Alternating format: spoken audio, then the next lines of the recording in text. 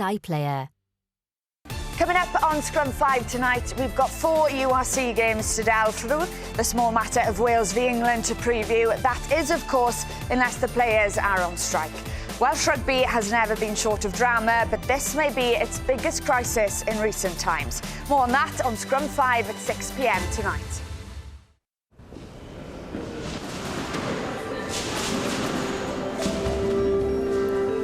Now on BBC One Wales, the BBC Tea Time News with Huw Edwards and Gary Owen.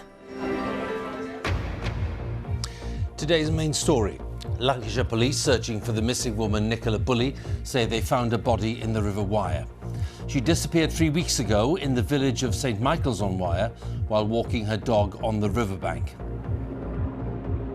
Well, Lancashire police have not confirmed that the body they've recovered is that of Nicola Bully. They said their thoughts are with her family. Yes, we'll have the latest on the events in Lancashire, also on the programme.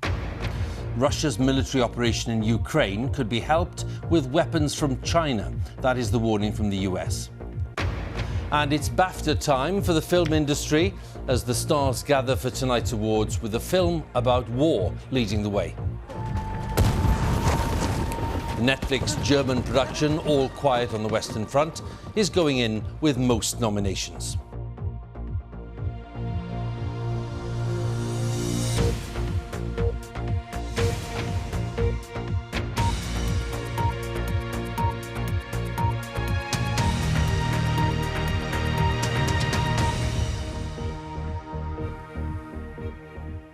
Good evening. Lancashire police, who've been searching for the missing woman Nicola Bully for the past 3 weeks, say they found a body in the River Wyre. Mrs Bully disappeared while taking her dog for a walk in the village of St Michael's on Wyre on the morning of the 27th of January. Police have said all along that they were working on the possibility that she'd fallen into the river. The body was found roughly a mile from where Nicola Bully was last seen, but police say that formal identification has not yet been carried out. So let's join our correspondent Judith Moritz, who's there for the latest. Yes, Huw, today, 24 days of searching for Nicola Bully. And then this morning, a major development. Lancashire police say that a body has been recovered from this river, from the River Wyre, but they say it's too early to know whether it is that of Nicola Bully, and they say currently it's being treated as unexplained. The search for Nicola Bully has been on land, in water and by air. Today, as the police helicopter circled overhead, news for the first time that she might have been found. The police were called just after 11:30 this morning to reports of a body in the River Wyre, a short distance downriver from where Nicola was last seen. Roads around the village of St Michael's were closed, and the footpath along the water's edge was also sealed off. An underwater search team and specialist officers went into the water. Sadly, they found a body, and it was taken for the identification process to begin. A forensics tent was erected to preserve the scene. Lancashire police say it's too early to know whether it is Nicola Bully. Her family is being kept informed as work's carried out to identify the remains. The body was found just after this bend in the river. It's an area which has been searched before, though search teams have previously said that some parts of the water are hard to see because of debris. The investigation into Nicola Bully's disappearance has attracted widespread speculation, and after the police released personal details about her, there's been a public and political backlash. At the centre of it all, there's a distressed family who are waiting for news.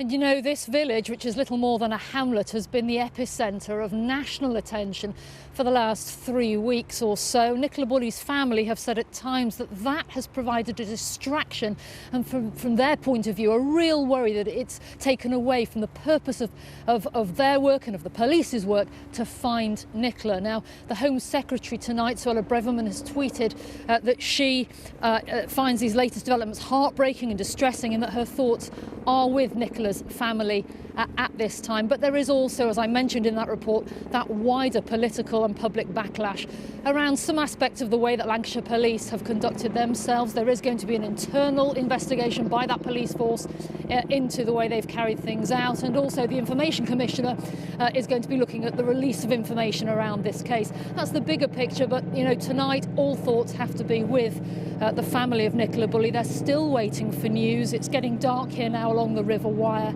and Lancashire Police say that the process of identifying the body that they recovered from the water here this morning is continuing. As soon as they have news, of course, the family will be first to know, and then we, the wider public, will find out ultimately what's happened in this case, which has kept everybody across the last few weeks so involved in the story of this family and this one woman. Judith, many thanks again. Judith Morris with the latest there in St Michael's on Wire. Listening to that with me, our home editor, Mark Easton. Judith alluded to a few questions there, Mark.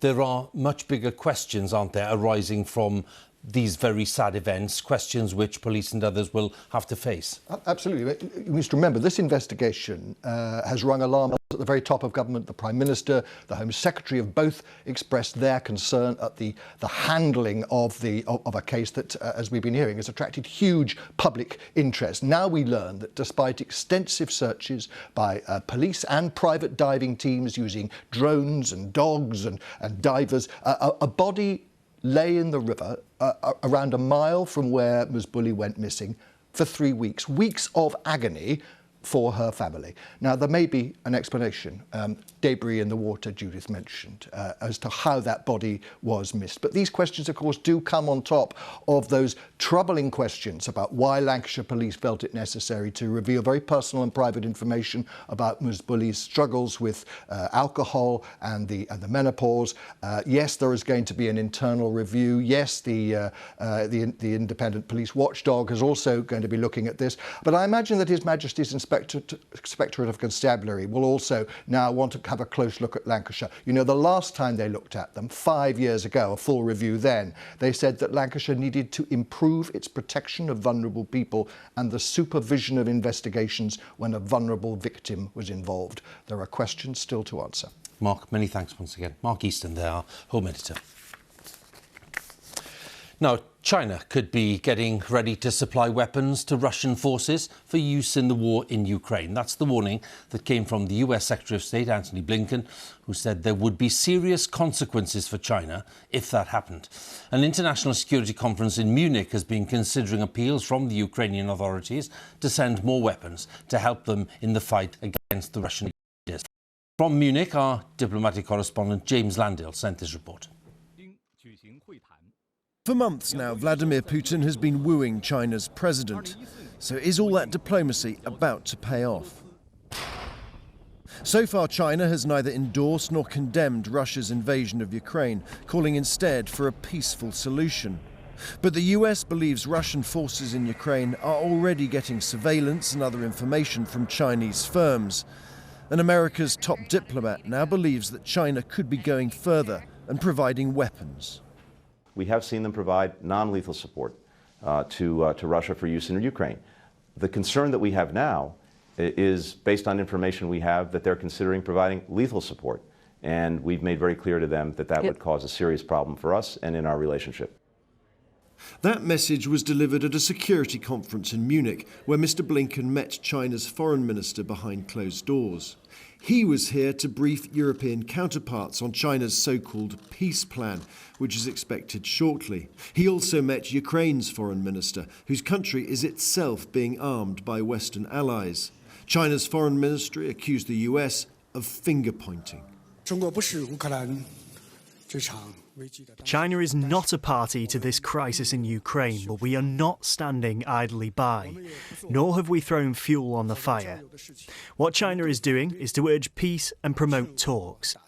Until now, China has stayed largely at one remove from the war in Ukraine, but the fear among Western policymakers here is that that may be about to change, and there's uncertainty about what it might mean. If China is behind Russia here, then it is a great power that has and can provide weapons, that is definitely making the conflict and the war bigger. And it will be of concern. Definitely. Before the war, both men agreed what they called a partnership with no limits. We may find out shortly if that's true. James Landell, BBC News, Munich.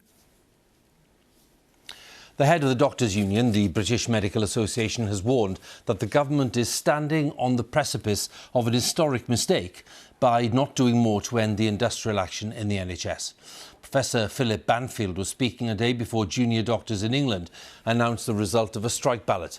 45,000 junior doctors have been voting on whether or not to take action to try to improve pay and working conditions. Former Prime Minister Boris Johnson has warned Rishi Sunak not to water down the legislation that he, Mr Johnson, introduced on Brexit. Mr Sunak is seeking a new agreement with the European Union on the arrangements governing trade in Northern Ireland. Mr Johnson said that he should keep proposed laws which would allow the UK to unilaterally override parts of the Brexit deal. Now, some of the biggest names in the film industry are gathering on London's South Bank this evening for the BAFTA Film Awards, which will be broadcast later this evening on BBC One. The Netflix film All Quiet on the Western Front, a German film about the horrors of the First World War, leads the nominations. So let's join our arts editor Katie Razzle on the South Bank for the latest. Well, hello, Hugh, from the glitziest night of the British film calendar, and this red carpet has seen some action in the last hour or so. What frocks, what talent, what a turnout at this BAFTAs, as it proves once again that when it comes to cinema, some of the brightest and best of British and global talent want to come here to London to find out whether they are going to win the best award that British film can offer them. So, at BAFTAs is often a bellwether for what happens in a few weeks in the Oscars, but actually here there is a clear divide, certainly when it comes to the Best Actress category, because here two black actresses have been nominated for BAFTAs who were snubbed at the Oscars. They are, of course, Viola Davis for The Woman King and Danielle Deadwyler for her role playing Emmett Till's mother, the mother of Emmett Till, the boy who was lynched in Mississippi in 1955. And I chatted to Danielle Deadwyler as she arrived earlier today and asked her about it.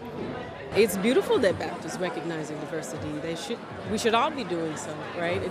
We know we've had these institutions established for a really long time, and moving towards parity, moving towards an equity in the kinds of representation of work, cultural work, of ethnic work, of gendered work, of queer work. It's imperative to share everybody's story.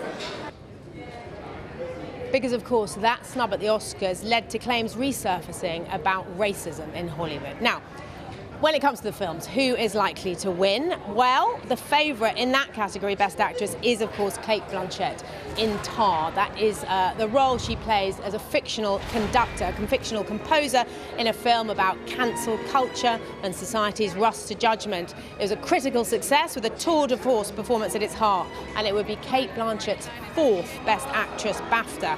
Well, as for the rest, the Irish contingent are out in force tonight, particularly for The Banshees of Inisherin. That is that film about two friends who fall out with absolutely catastrophic consequences, with Colin Farrell and Brendan Gleeson amongst a host of cast members in the acting categories. The film is up for Best Film and much more, 10 nominations in total. 10 nominations too for Everything Everywhere All at Once, and that is a time-travelling whirlwind of a film with Michelle Yeoh up for Best Actress, and she is a strong contender if the bookies are wrong about Cate Blanchett. Well, we'll see about that. The people's choice, I'd say, when it comes to Best Film, the one that did well at the box office, did best at the box office, is Elvis.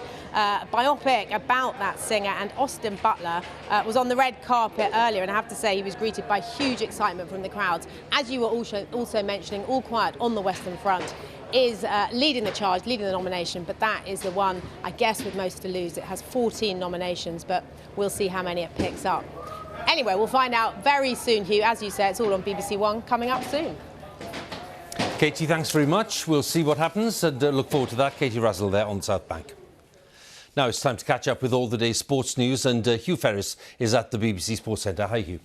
Hello, good evening to you, Huw. Marcus Rashford has continued his excellent scoring form for Manchester United, providing 2 goals in their 3-0 Premier League win over Leicester at Old Trafford. The victory takes them to within 5 points of leaders Arsenal. Ben Croucher reports. Marcus Rashford is a man at the peak of his powers, playing with a smile on his face and magic in his feet, as Leicester City were about to find out. A man who seemingly can't miss. Diogo Dalot could, somehow. England's women have extended their unbeaten run under manager Sarina Wiegman to 28 games, beating Italy by 2-1 in the Arnold Clark Cup in Coventry. Jane Dougal watched this one. Facing a far lower-ranked team, this was a chance to see a different England lineup. Katie Robinson making her debut in front of a 32,000-strong crowd. And she made an early international impact. A perfect ball in to set up England's first. Defender Rachel Daly enjoying a spell up front. She is lethal in front of goal. But then controversy. The ball looked to have gone out before Italy crossed. Then dismay as the ball clearly did bounce over the goal line. Oh, the goal is given. But no VAR, no whistle, and Italy had equalised. That looks really close indeed. England's response was quick. Daly in the perfect position once more. Towards Daly again. Giving the crowd a new hero. At the double for Rachel Daly. Another victory for manager Sarina Wiegman, and with the World Cup this summer, a positioning headache from the player of the match. Jane Dougal, BBC News. England's cricketers have won for a 10th time in the 11 Test matches since Ben Stokes took over as the permanent captain. James Anson it was who took the final wicket as England beat New Zealand by 267 runs in the first Test in Mount Maunganui, bowling the home side out for 126 earlier on the 4th day. It is England's first win in New Zealand since 2008. And that's all your sport for now. Huw. Huw, many thanks. And that's all from us for now. Now, BBC One, it's time for the news where you are. See you later. Bye for now.